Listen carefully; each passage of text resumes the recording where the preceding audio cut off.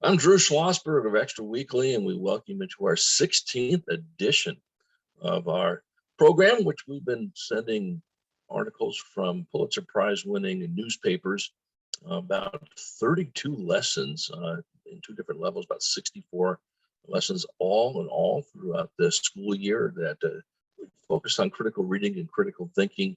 Really gets students motivated to see what's going on around the world around them. And again, it comes from all these national newspapers around the country.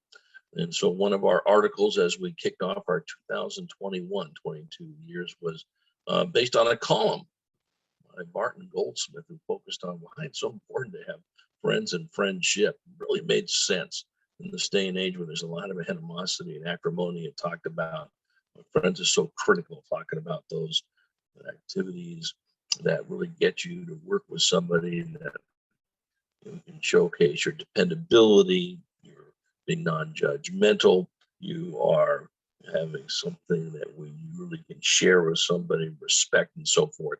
I think that's always a great activity. This came from the Tribune Content Agency, and one of the activities is to create a public service announcement highlighting how important these characteristics of friendship is. I think that's a good activity for all of us. Next article dealt with travel in space. This came from North Star Travel Media. Much has been written about civilians now traveling in space, whether it's from SpaceX or Virgin Galactic, and talking about most people want to travel. A lot of them want to travel. What they don't want to do is pay $100,000 or $250,000 to go ahead and do so. It's a pretty heavy price tag, but it's been in the news quite a bit. So one of the activities is to pretend you're working with one of these companies that send people to space, SpaceX or Virgin Galactic or Blue Origins, and make a commercial that encourages people to go ahead and pony up a lot of money to go fly into space. I think a lot of people would love that opportunity if they had the money.